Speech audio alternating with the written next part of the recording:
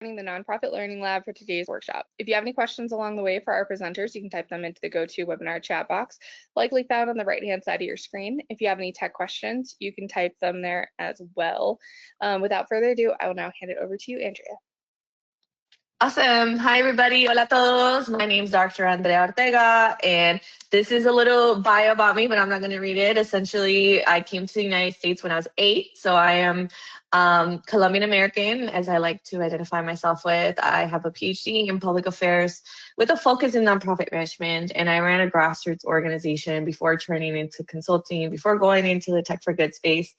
And now I'm back into consulting porque así es la vida. And so I'm super passionate about organizations showing up authentically, especially with the community that they serve. And super honored that the Nonprofit Learning Lab chose my workshop because this is something I apply to in my business. Planeta Nonprofits is a consulting firm. And so I can't wait to show you guys. I'm going to be showing you all of my metrics as we dive into how to do this strategy and how to show up authentically, how to do that bilingually. And sí, estamos listos. Super excited to answer any of your questions as well. We are here to learn, and I am a safe space. So one of my favorite things to start off, because every nonprofit que trabaja conmigo, that works with me, they're always like, Andrea, we need funds. Every nonprofit, without a doubt, everybody needs money. But as I peel back the layers, there's some organizations whose board members don't give, some who have amazing events, but nobody who actually donates. There's so many systematic and technology and process and operations things that are not working on the back end to get you the funds, even though you might have a lot of following. And so one of the things I challenge everyone with is this sentence. And I hope that you can answer this, or if you haven't, that after this workshop, you'll be very curious, muy curiosos, to answer this, right? So my donors are male, female, non-binary, or however you have access to data between the ages of 10 and 11, usually, 25 to 35, or are you more on the kind of like older generation? And they mostly live in. And then I usually stop the sentence there, right? And then something that my journey has brought me since launching Valente and having a niche and working with organizations that are mostly Hispanic-led or BIPOC-led is that, and their primary language is. And I say this too, as a donor, I'm still waiting for someone to send me a bilingual newsletter, a Spanglish one, like really identify with me and kind of appeal to my emotions. And so maybe one of you watching this webinar will add me to your newsletter and send me that first Spanglish newsletter. And so, yeah, so if you're able to answer this or are not, I challenge you after this workshop to go ahead and finish this sentence and work with your development or whoever is your social media strategist to really understand this. And then to take it a step further before we move on, understanding who your donors are, what that looks like on your social media platforms, or even not the ones on social media, but on your CRMs or like your backends where you take your donors, whether you're using DonorBox, Effie, or GiftButter, or any of those tools, understanding that as well. So super excited to hopefully prompt you guys to answer this question and then to be like, what is the future donors? If my donors are all older and they're, maybe aging out, the question I get asked is, what is that kind of next step? And so I'd love for you all to kind of give me some insight on how well do you know those donor demographics, if you've kind of answered that question before.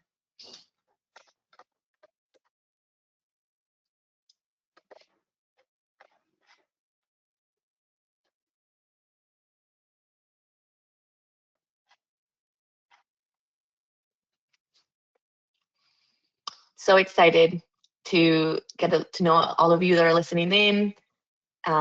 Super honored to be here.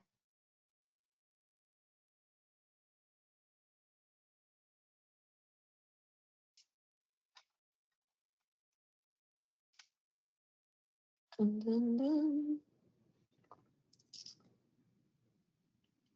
of the most important things as well is that you should always kind of get to know who your donors are at the moment. And then, like I said in the like, what are they going to look like? Especially with times that are changing. And I get this all the time. Our older donors are aging out. how do we engage maybe their children? If there is some like legacy or estate planning there that you can tap into, like how would you do that? And it's really important to know those demographics.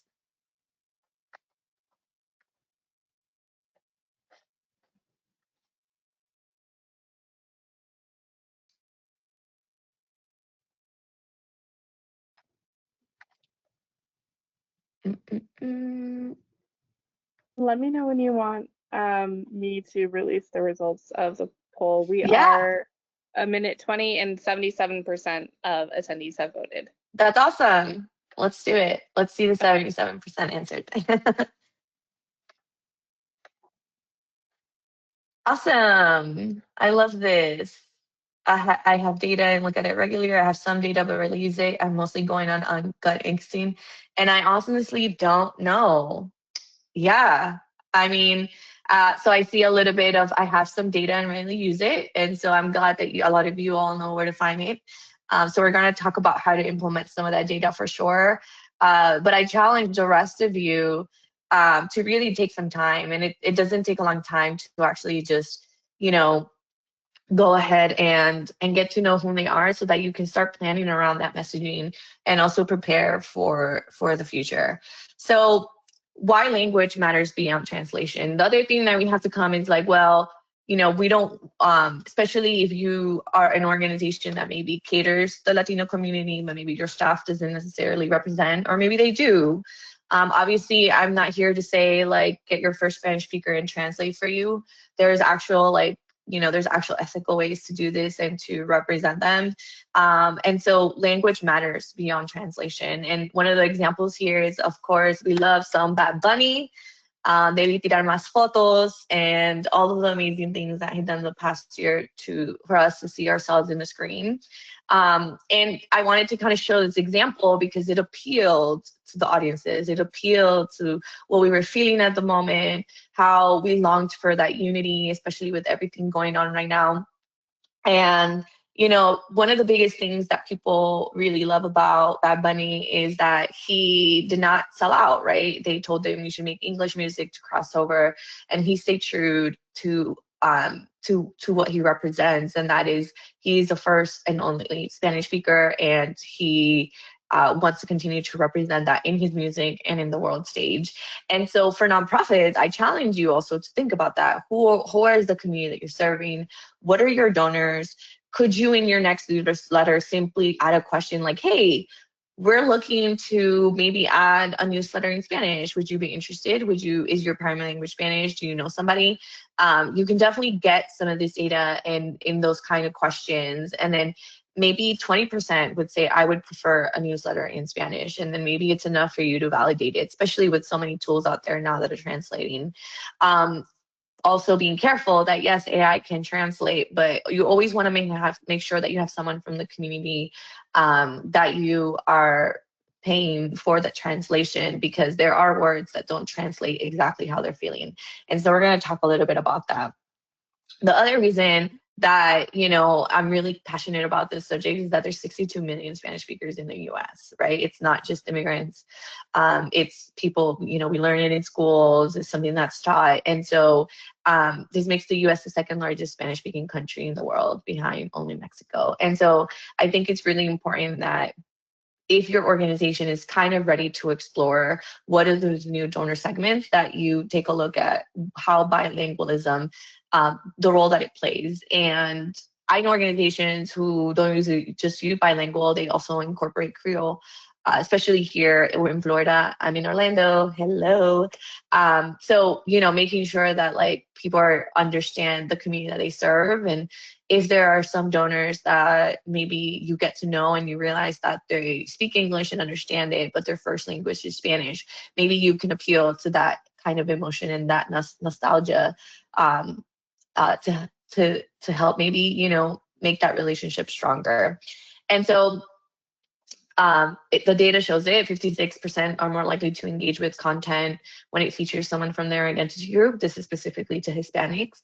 And that's, we talk about building trust with donors all the time in the fundraising world. You're going to go to conferences, webinars, anything, and it's about building trust. And so I really think it's the time to bring that strategy into your development strategy and how you think about donors. And it's not just translating, right? Because you can also kind of like mess this up. It's being really authentic with the organization, with the community that you serve, while getting to know who exactly is donating to your organization and maybe learning a little bit about them. And so I'm here for a next poll before we hop into a little bit more on fundraising and how to develop and how to use the tools. Like I said, I'm an open book. I'm going to show you 2 of my social media strategy tools so that you could see how, you know, Meta Business Suite works, how I use another tool called Metricool. And then I'm going to go into my Instagram so you all see how I've been myself exploring what bilingualism means to me and for Palante nonprofits. And so, do you currently send fundraising messages in more than one language? Yes, regularly. Yes, occasionally. No, not sure. We've never looked at this.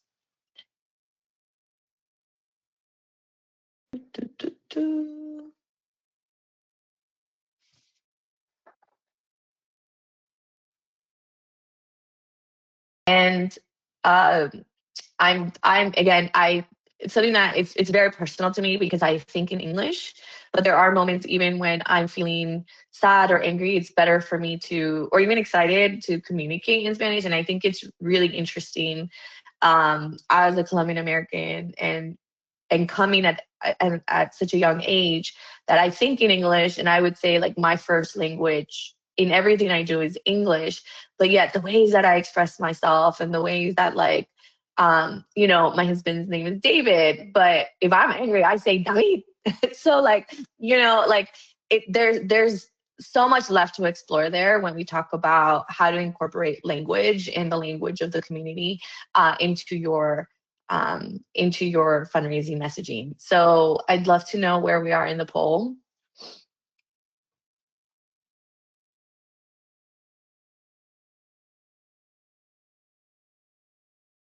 And so, yes, regularly, yes, occasionally, no, we've never discussed it. So about 12% of you said you've tried it occasionally. Some of you are regularly, and most of you are no.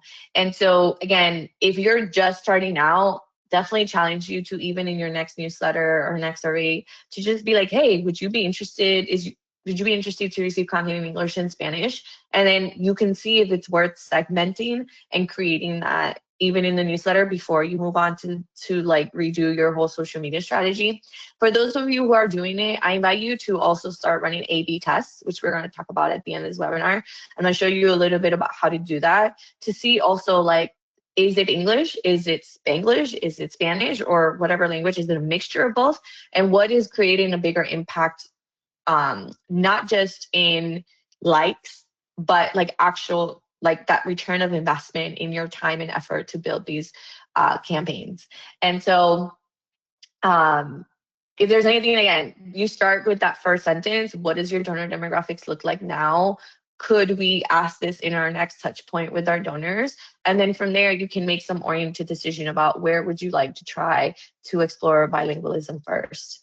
And so assumptions versus evidence, let's find out who's actually there. So I'm actually going to take you to see kind of some of my demographics. And don't judge me. I don't actually, so I post a lot, mostly to like, you know, make sure people know that I'm here, that I am a legit business. But I get all of my clients through the word of mouth, either from past clients or from the LinkedIn community that I have.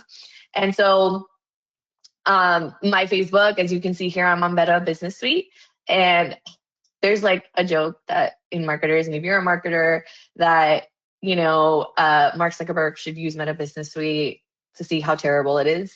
It's very confusing. I don't necessarily like it. And the only one I have real data, because where I spend most of my time in like speaking to the community and to nonprofits I work with, is on Instagram. And so what I can tell you here is that 76% of my followers are women.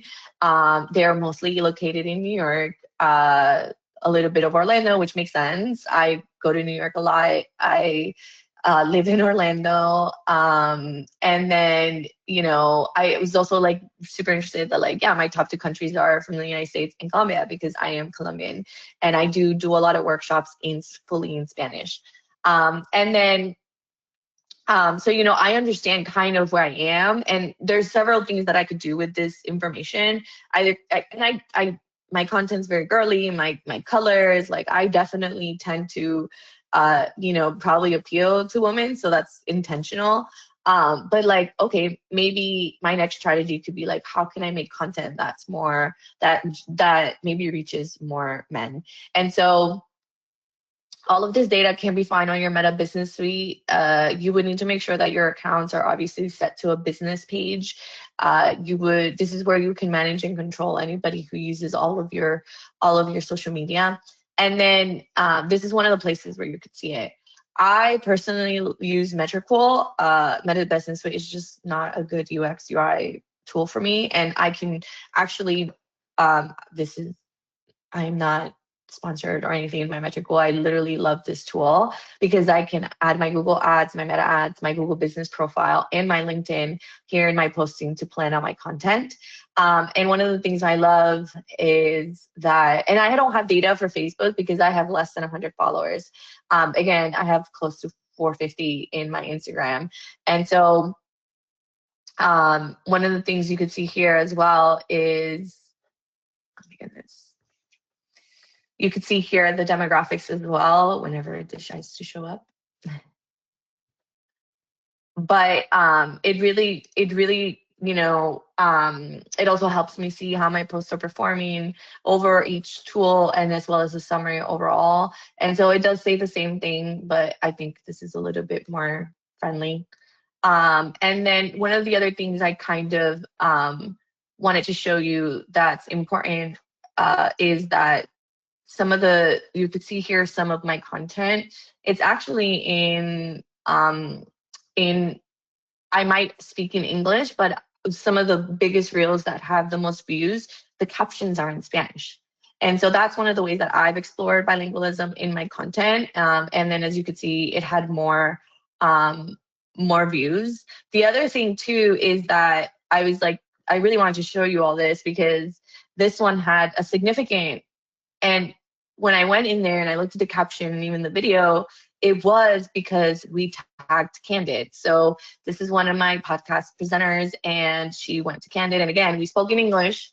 We have Spanish subtitles, and Catalina, we actually spoke in Spanglish, but then we tagged Candid, and they were so graceful to reply. And so that's something that is also like important, is having the support from other organizations that maybe you work with, or maybe the people that you're highlighting, that they're okay with that kind of language that you're using. And so I encourage you to, and I invite you after this workshop to definitely take a look at who's actually there in your social media. I would do this exercise if I had access to my CRM on GiftButter or Zephy or any of the other tools that you might use for those donate buttons. That's the same thing I would do. And if you don't ask yet, or if there's no way for you to get demographics, you can add that to your intake form, right? Like that donation. Maybe it's not there too, because you want to make sure you kind of close that donation loop. But you can definitely say thank you for your donation. Would you consider letting us know more about you? We want to get to know you in that donor receipt, and then you can invite them to, again, different touch points where they're updating their language, where they're updating how they identify themselves, and maybe anything else that you think would help you with your messaging. And so I wanted to show you an example that, when I first found this example, I thought it was so good. There's actually a whole case study on this, and I'd be happy to share sources. But, Feeding America, which is one of the largest like kind of food banks distributions and food banks in America, they did a campaign. And at first glance, I was like, it's great. They're using, a girl of color. I see representative. And then as I dug deeper, I realized that the food, there's like American cheese. And one of the things I work with in the organizations, I have a food bank that's directly to Hispanics. Believe it or not, Hispanics, nosotros, like, we don't eat peanut butter. We don't eat peanut butter. We don't eat like these green beans. Like, we're about, I do canned beans, but like a lot of them, maybe they prefer fresh beans. And all that is to say is that There's an actual food bank specifically catered to the Hispanic community because of the way we were taught in our kitchens to have fresh food, to do the beans in 10 hours and even overnight. And so I was like, man, it would have been nice if maybe in the Spanish one they would have put some, some brands that we recognize, or maybe somewhere we have so many exotic fruits. And in my head, I kind of wanted to see like a papaya or a passion fruit. Anyways, but that's just where my head went because I'm always like really looking into things. But overall, like I was happy that I got to see someone, with my skin color representing, especially in this when I saw the Spanish one campaign. And so when you're looking at your organization, it's not just about, oh, get the one who speaks Spanish or highlight. No, it's like start exploring who wants to be involved, maybe somebody who wish like, oh man, I wish I had known about this, but I didn't know it was for me. And then start putting that in your strategy. And then of course we can't talk about all of this without talking about the psychology behind emails and posts. And so research quickly tells us that what drives donors to open and click and give is decided on the subject line, and that it leads to those kind of higher open rates. And then donors who feel emotionally connected to an organization will give 2 times to more than those who don't. And so something I've been doing in my A/B testing with newsletters, not just posts, is also the subject line.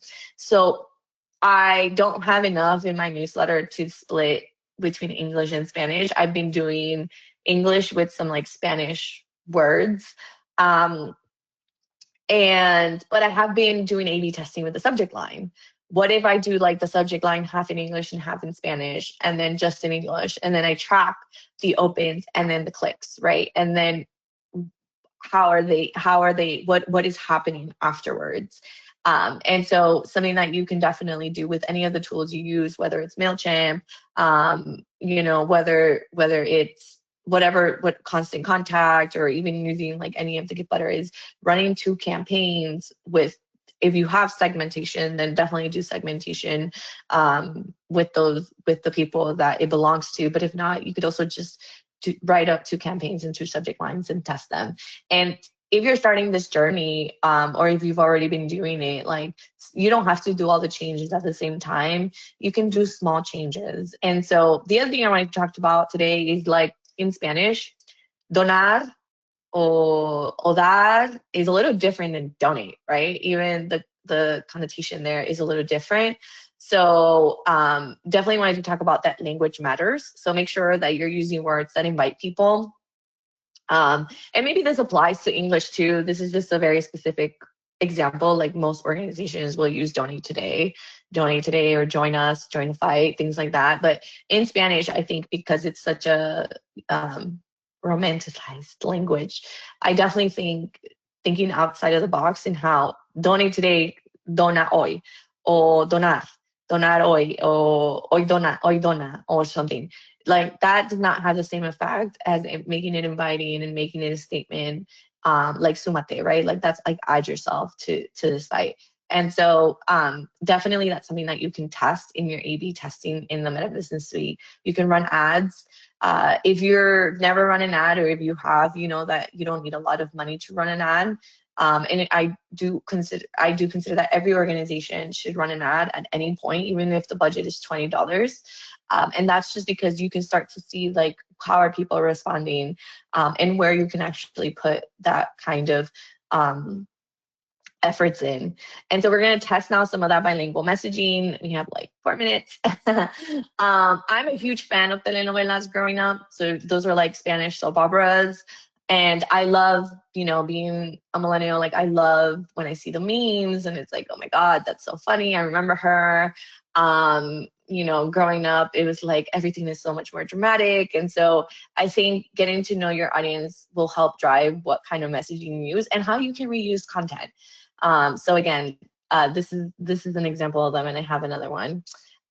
Testing. So don't overwhelm. You don't have to create this big like campaign testing thing. You could literally pick a subject line, pick a donate button message. You could pick if in the pictures who you put, and then just pick one variable, and you should test that over, I would say the minimum is about a week in either of the tools that you choose to run an ad, or even if you don't want to use ads, give it some time to see the insights.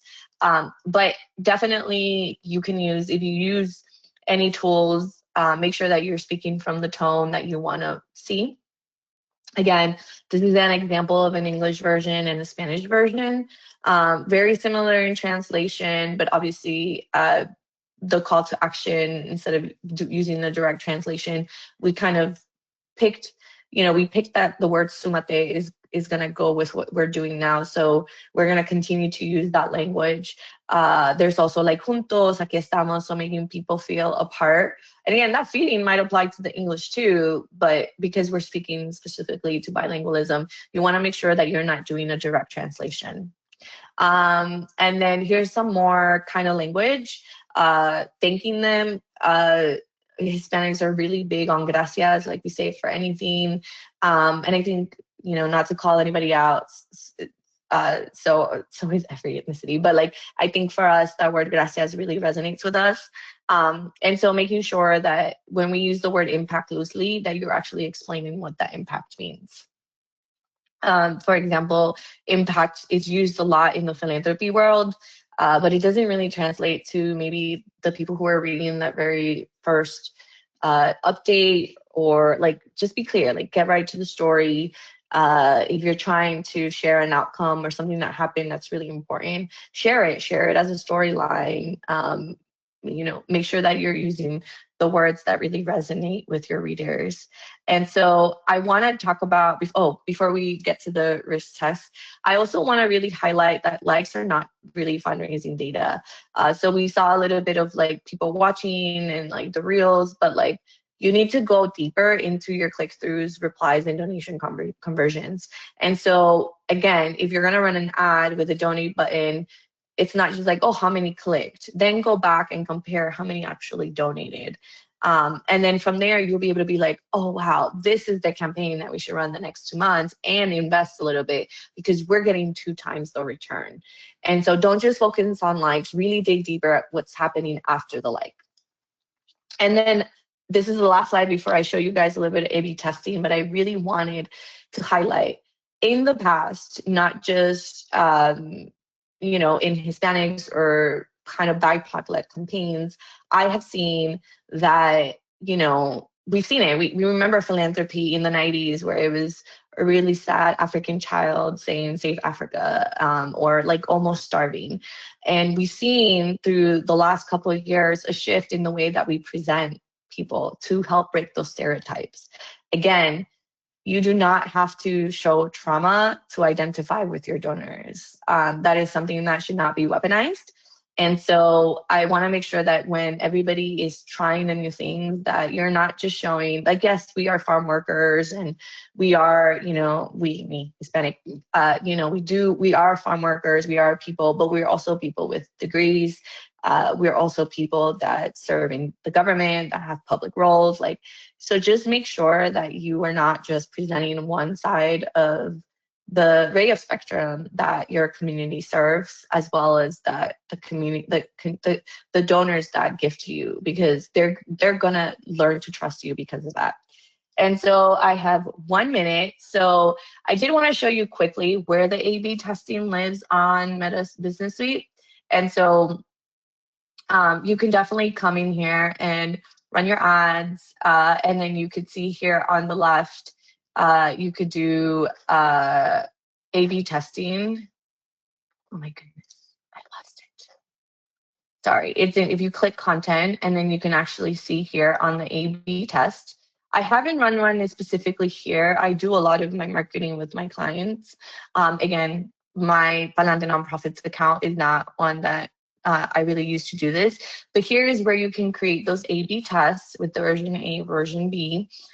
There's also tools on Metricool as well to run the A/B testing in the ads portion when you create a campaign.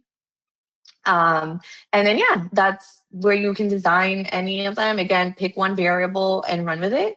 And this is going to be one of our last polls. And then we'll wrap up.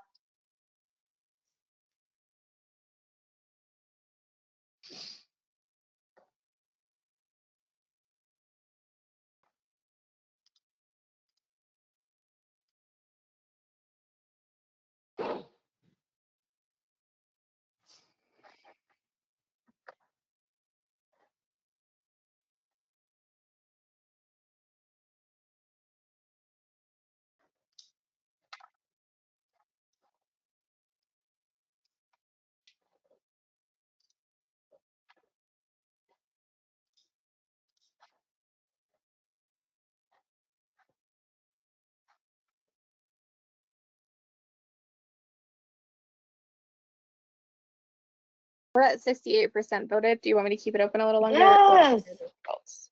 Let's do it. Okay. Awesome. So many of you said you're going to do your social media yet and your email newsletter. I love that 8 of you said the donation page. I think that's really important. And yeah, I definitely welcome for you to try any of this that we've talked about today in any of those tools. And remember, it doesn't have to be overwhelming. Just start somewhere. I didn't see any questions in the chat. Is that true? That is true. We just got it. This was great. Thank you so much for this. No worries. Awesome. Okay.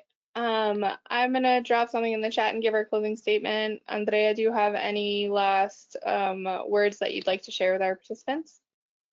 No, if you want to chat more a little bit, I'm a fundraising grant writer, like my team, as well as a strategy consultant for nonprofits, grassroots. So you can find me at Palante Nonprofits.